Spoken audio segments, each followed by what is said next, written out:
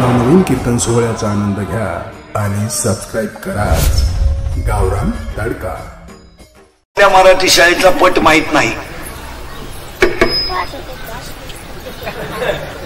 काय कामच नाही ना।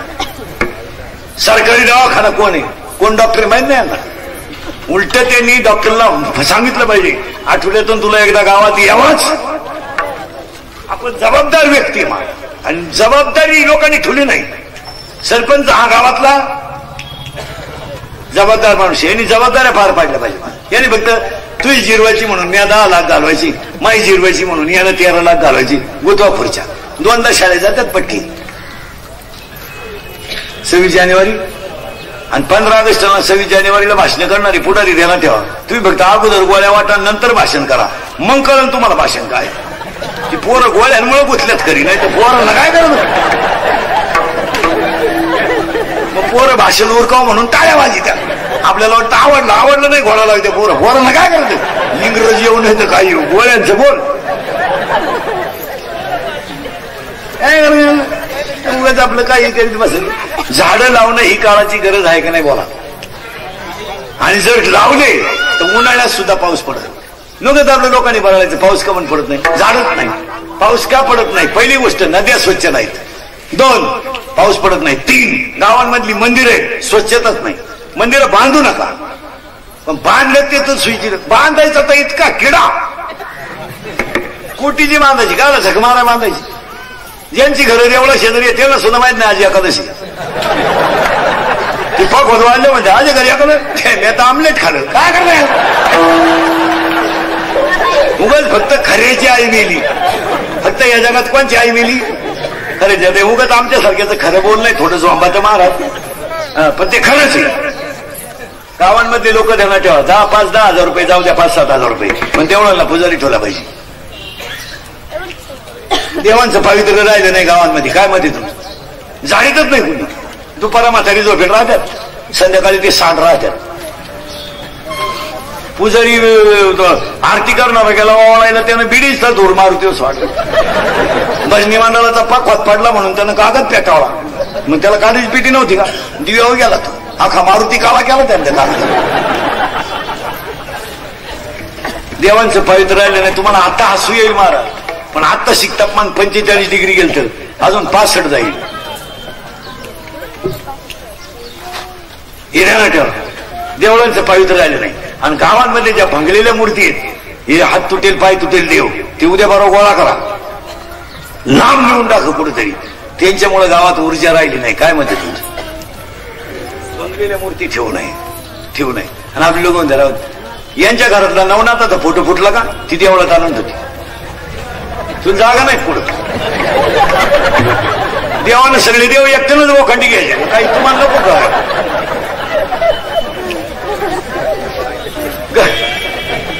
घरातला फोटो पडला का 3 लगेच माहिती बघा एवढा देवळात नेऊन हे ठेवून तुम्ही माना नाही तर नका मानू महाराज, पण भंगलेल्या गावांमधल्या देवांमध्ये ऊर्जाच पाहिजे। काय म्हणते वाजवणाऱ्याकडे कोणती तरी ऊर्जा आहे, मी बोलतोय माझ्याकडे कोणती तरी ऊर्जा आहे। याच्यातून आवाज येतो, याच्यात विद्युत ऊर्जा आहे, पण आवाज येतो ती ध्वनी ऊर्जा आहे। आपण नुसते बावळाटपणा करीत राहतो, मग म्हणायचं असं झालं तर झालं।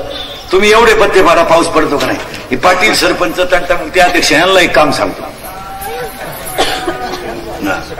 आता शाळा सुरू झाल्या, 1.5 महिना झालाय। आता उद्या परवा एक पोलीस स्टेशनला पत्र द्यायचं आणि आठवड्यातून एकदा पोलीस आला पाहिजे शाळेत।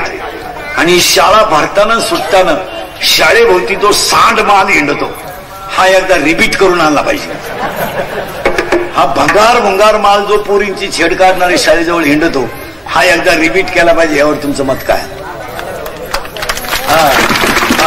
ही काळाची गरज। आणि गुरुजीला गुंतवू नका त्याच्यात, राजकारण होईल। तुमची तुम्ही झक मारा, पण गावची इज्जत म्हणून हे भंगार जे पोर आहे, विनोदाचा भाग सोडा। कुणाची तरी मुलगी शाळेत आहे, कुणाची तरी बहीण शाळेत आहे, कुणाची तरी मावसबाईन शाळेत आहे। शैक्षणिक वातावरण मुलींच्या बाबतीत आज अजिबात पोषक नाही। काय मत आहे तुमचं? 8वीच्या पोराला मोबाईल आहे की नाही बोला, 9वीच्या पोराला मोबाईल आहे, त्याला सगळ्या गेम त्याच्यातल्या माहिती। 10वीच्या मुलीला मोबाईल आहे। सरकारनं शिक्षकांना हाणायचं नाही म्हणून नियम करेल 8वी पर्यंत पोरग नापास होत नसल्यामुळं पोरग शाळेत मास्तरला खात नाही. त्याला माहितीये मी शेळ्यावाळा गेलो तरी पासच आहे आणि घरी राहिलो तरी पासच आहे. ते मी या 2-4 महिन्यामध्ये पुरी पळून जाण्याचं प्रमाण वाढलं का म्हणून दांडका उठला. दांडका गेली गेली गेली. पुरीनो तुम्ही पळून जाऊ नये ह्या मताचा मी नाही. अशी हलकट विचार नाही आपले. पण मला गॅरंटी तुम्ही माझं ऐकू शकत नाही. तुम्ही जी झक मारायची ती मारणार. कारण तुम्हाला मी किती बोललो ते ही लाज. बरं पुरी इतक्या बिंडोक झाल्यात चांगल्या पोरावर प्रेमच करते नाही. भंगार भंगार. अहो मुलगा मेडिकलला आहे काय हरकत आहे. कुठं डॉक्टर होईल तो पोरगा. करा प्रेम करायचं तुम्हाला. ते शिकवलं म्हणते गाऊन द्यायचं आता काय. दिल दिया है ईट भी देंगे. पावसाळा सुरू झालो पावसाळा सुरू झालो काय गाव देंगे. काय लेवल आहे. विनोद नाही मला फार भंगार. आणि काय माहिती म्हणून सांगतो शाळेभोवती आपले जे पोरं येतात बाहेरचा मुलगा येऊन आपल्या मुलीची छेड काढण्याची डिरिंग करू शकत नाही. काय मत आहे तुमचं. मग आपल्या शाळेभोवती जे पोरं फिरतात हेच त्या मुलीची माहिती त्या पोराला देते. तुमचं काय मत आहे. बाहेरचा पोरगा कशी डिरिंग करी. तो कण आपलं आपण एकत्र राहणारी गाव आहेत. थोडा आवाज द्या. आकडा हळत होता काय. आकडा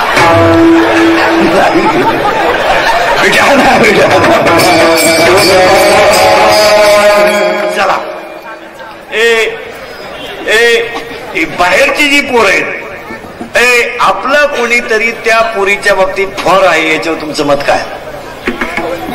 बाहेरची पोरग डेअरिंग करणार नाही. हो कोकणगाव वडगाव कणोली मनोली काही झालं तर एकत्र राहणारी माणसं आहेत. कोणाचाही भोगा करतील ना. बाहेरचा पोऱ्या सगळं का आपल्या तडाख्यात सापडलं. बाहेरचं शिंगरू मेहनत ते पण त्याला आधार कोणचा आहे. आपल्या अवलादी ह्या रिपीट करीत जा. पुरीने फार लाजच होते. परंतु तुम्ही पळून जाऊ नये म्हणतात मी नाही. आज जा जाई ना कीर्तन संपलं मेसेज विजेस टाका जा. दरिद्री नाही. तुम्हाला अशी लाज बीज नाही वाटत का काय आपण करतो.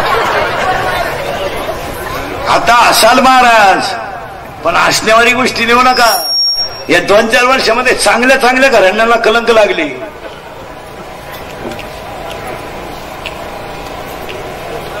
जा पुरीनं तुम्ही पळून आवाज जा पळून.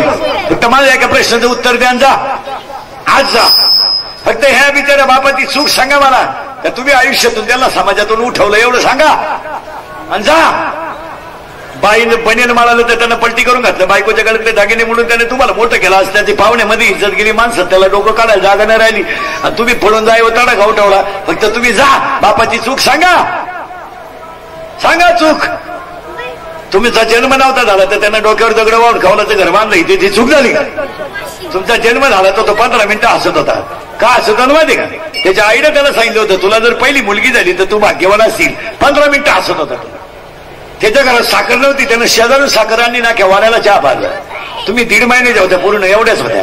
तुमची आई तुम्हाला कशी आंघोळ घालीत होती माहिती का. कशी आंघोळ घालीत होती माहिती का तुम्हाला. 2 पाय पसरायची आणि पायाच्या मध्ये तुम्हाला पालथं घालायची आणि बादलीतलं पाणी तांब्यानं तुमच्या अंगावर ओतायची तर तुमचा बाप तुमच्या अंगावर पाणी ओतत होता. त्याचं फळ काय हे त्याचं फळ का. तुम्ही रडायला लागलं तर त्यानं झोळीची दोरी हातात धरायची आणि एका हाताने जेवायचं आणि एका हाताने झोळी वाढायची. त्याचं फळ आहे काय त्याला. हे त्याचं फळ आहे. त्याने काय रडायला लागलं तुम्ही तर तो घरात घोडा गोडावायचा. हात टेकवायचा गुडघे टेकवायचा घोडा गोडावायचा आणि तुम्हाला फाटीवर घेऊन घरात फिरायचा. हे फळ का त्याला. हे फळ. त्यानं जमिनी विकून तुमचे लग्न करायचे हे फळ का त्याला. 10वीचं टाइम टेबल लागलं तर 8 दिवस तो तुला शाळेत घेऊन जात होता आणि पेपर संपल्यावर जेवत होता. हे फळ का त्याला. पुरीला पाहिलं पाहुणे आले घरात साखर महाराज गाद्या नव्हत्या त्यानं शेजारून गाद्या आणलं. हे फळ. 20 गुंठे जमीन विकून त्यानं मुलीचं लग्न केलं. हे फळ का त्याला. पोलीस स्टेशनला अशी तक्रार आहे महाराज आता सध्या पुरीची. माझ्या प्रियकराला आणि मला माझ्या बापापासून धोका आहे. हा विनोद नाही. तुम्ही जरा हे इंदुरीकरचं वाक्य थोडं खरं आहे पण ते झोपत आहे तुम्हाला. महाराज मला मुलगी मुलगी तुम्हाला आहे. मुलगा मला आहे. मुलगा तुम्हाला आहे. मी तुमच्या मुलासारखा आहे. कोणता बाप मुलीचा आरोपी होऊ शकतो सांगा. सांगा. आपण फक्त काही गोष्टी सोडून देतो, जाऊ द्या बा, आपण सगळे कशामध्ये गुंततो, जाऊ द्या बा. पण जगातला कोणता बाप मुलीचा आरोप होईल सांगा ना. आज त्यानं रात्रभर उपाशी झोपायचं, कालवणाला तेल नसलं तर त्यानं उधारे आणायच्या, बायकोच्या गळ्यातले दागिने मोडायचे, फी भरायची. त्यानं मुलीच्या जमिनी 8 दिवसावर लग्न आलं पोरीचं, आणि लग्न आलं पाहुणे पैसे सगळ्यांना नाही म्हणले, त्यानं जमीन विकायचं आणि पोरींचं लग्न करायचं, पोरींनी त्यांच्यावर आरोप टाकायचे. कोणता न्याय? धडधडीत पोरगी म्हणते मा बापापासून माझ्या प्रिय करायला धोका आहे. हे तरुण पोर आहेत बिचारी, यांना काही समाजात किंमत आहे का नाही? तू 10वीला होती, तो भाऊ 9वीला होता, तो तुला घेऊन शाळेत जात होता, शाळा सुटेपर्यंत बसून राहत होता आणि घेऊन येत होता. काय तुझ्या भावानं पाप केलं? त्या बहिणीनं जर भाऊ आरोपी ठरवला, आज 5वीच्या पोरांना सगळं कळतंय, त्याला समाजात अपमान नाही का काही?